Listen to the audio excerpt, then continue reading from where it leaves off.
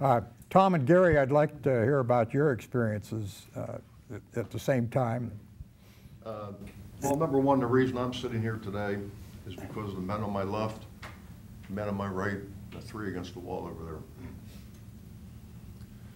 This is very hard for me. I remember the more, there's bits and pieces, and John and I talk a lot about this, and little bits and pieces come back because we came out of the field that day, you're just in the zone. Because the men you have lived with for 5 months are gone, and they meant something to you. Somebody had talked yesterday about in the action, things happen in slow motion. And I remember 3 North Vietnamese come almost materializing from behind a tree, and I happened to have a full magazine, and I killed them. At least I think I killed him. I shot him. I don't want to get too graphic, but I will for the history here. That I could see the chunks flying off of chunks of meat when the bolts were hitting them, and that I'll never forget. The chaos and the noise level as John talked about, and is just absolutely incredible. It's something I've never heard anything like that before or since. I've tried to suppress it. I've done a pretty good job of that with my PTSD, but you never forget the men that you serve with, and I never will. And again, because of these men, I'm sitting here today. Other than that, at the squad level, it gets smaller because I believe, and it's obviously been quite a while, but I think the standard numbers for a squad was 11 or 12, and I don't think I had more than 7 at any time in my squad. But it was just, you know, people getting hurt, people rotating out. And I know that when we got back to Dao Tiang, you know, we had left people in there, we wanted to go get them, and we just weren't able to go get them, especially since I found out yesterday that the 275th was on the run to come down and help their guys, the other North Vietnamese, and there was no way we could have got back in there that same day. It just wasn't going to happen. And getting wounded out, again, it was a blur of trying to get wounded out. And again, as a squad leader, we were taught that when the proverbial shit hits the fan, you find out where your guy's at, you find out who's hurt, and you find out where the bad guys are at. And then you proceed. And through things like that, the teachings that, you know, people have always asked me, were you ever scared? I tell them, you don't know what scared is. The thing is that when you're in a fight, your training takes over.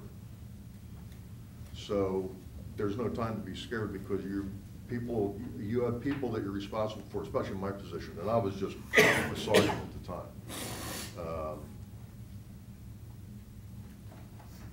Good. That's about it. Tom, I want to get back to Yes. the 23rd when you retrieved the bodies, but I want to know, Gary, if you had your observations on the 21st there are the same.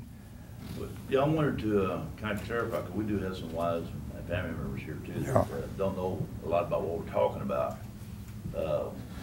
And I didn't know a lot of the figures and stuff until we went to Odessa for a presentation for Rex Young, dedicated post office one of it. Art and John were talking to us, and they said they let out 86 of us that day. And a regiment that we were fighting, it was a reinforced regiment, and it's somewhere around 2,500 people, enemy soldiers that we were fighting against. So I, you know, when he said 20 to 1, that kind of gives you the figures to go with it. You know, so just to give you an idea of what was going on. But my perspective on the 21st is going to be a lot different from most everybody else as a medic. When Sergeant Lane got hit in the AL medic, when we went up, I was with the 3rd Platoon. The 3rd Platoon went up and we left this clearing. We were talking about the grasses, the booze and stuff. And the 1st Platoon went up on the right. And so I was with my platoon, the 3rd Platoon. 1st Platoon medic did not go out that day. And I won't go into reasons why, but he did not go out. So I had the responsibility of both platoons at that point in time. They yelled medic over the first platoon, and I went across that grass to get to Sergeant Lang. Did not know he was dead. I didn't know Sergeant Lang was hit, first off. And then we had one of our 3rd platoon members also, Jose Colon Rivera, that went and lay down covering fire for me as we was going, trying to protect me. I did not find out till later on that I wasn't the sole reason he went to protect. He had a friend, he was from Puerto Rico, and he had a friend from Puerto Rico that was in 1st platoon. And he was going to go be with his friend when this was happening. But anyway, when I go to Sergeant Lang, and then all hell broke loose, guys started getting wounded. And when Art said we had 23 wounded, that was 23 severely wounded. Almost every one of our guys was wounded. Not all of them, but almost every guy that was there was wounded that day. So I was busier than that, the old saying is the one-legged paper hanger, So my perspective was down where these guys were looking out at the enemy stuff. Whenever I looked up, all you see is just wave after wave after wave of guys coming at you. And the question was asked yesterday. We had a little get-together amongst ourselves. Was there hand-to-hand? Yes, there was hand-to-hand combat. Now, I don't think we ever fixed bayonets or anything like that. They were using the butter of rifle stuff. Every time I got to look up, these guys were out there just doing miracles. It was amazing. So my perspective is always down, treating the guys. As the sole medic board that day, I was really busy, and that's all I thought. I never pulled my weapon. I never fired a weapon at all the entire period. So I didn't have time to. Okay. Gary, on the 22nd, Bravo Company was set out to retrieve the bodies of our men, and they ran into a stiff firefight and weren't able to accomplish the task. On the 23rd, they asked for volunteers, and you and Tom volunteered to go, and I'd like to hear your observations of that. We did not want to leave our guys out there. We were ordered to, and it ate at us. For those 2 days, it ate at us. And when Tom come around on the 23rd, says, okay, and he came to both the 1st and 3rd platoon, and he goes, I'm looking for volunteers to go back out. I think every one of us volunteered, but they selected some of them. There was another medic back further with John named Jerry Rudolph. He also went back out on the 23rd with us too. I don't know. I have no idea the logistics, how many tracks we took out. Somebody said we took a couple of deuce and a halves. I don't remember those, but it doesn't mean they weren't there. My memory's not the greatest. But to get out, and I'm trying to clean this up. Okay. We do have wives and children here, and the temperature there was around 100 degrees. It wasn't a dry season, I understand, but it was dry at that point in time. And for guys that have been left out in the field for almost 2 days, that's not very good. It gets pretty messy. And of course, they'd been wounded, and that was messy too. So to get back out and see guys that you knew that had been killed, that you left out there, and to see what conditions they were in, that's something you try to forget the rest of your life, and you never do. But you do bury it deep within you. I know we had a couple tracks, with 2 or 3 tracks anyway, at least maybe more. We were putting our guys in body bags as fast as we could, locate them and put them in body bags as fast as we could so we could get out of there. We didn't know if the enemy was still there, whether they were not. I do believe they did pull back, but they left some snipers.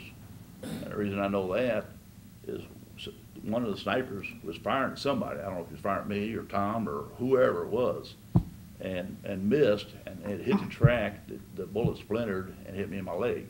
And that was on the 23rd of August when we were recovering the bodies. From what I understand, the sniper's no longer walking the earth here anymore.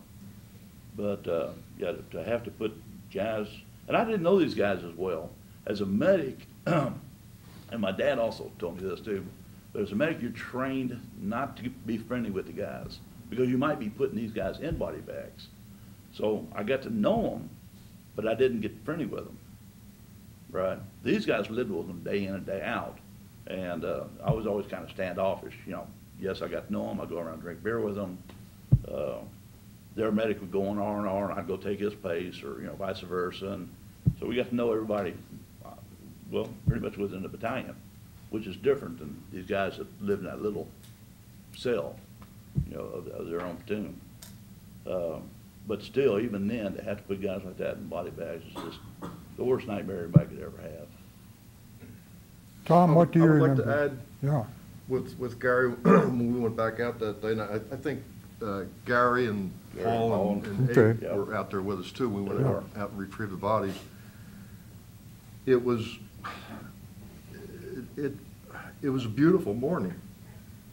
The sun was shining down through the rubber trees. It was almost serene. And I was thinking to myself, did this really happen? Well, obviously it did. But it was, I don't know even how to put the way that the day had turned out to be, just beautiful day. And with Gary, I'd heard somebody said that the Deuce-Nance come out. I don't remember Deuce-Nance at all. Yeah, I don't We just went out on our tracks. Mhm.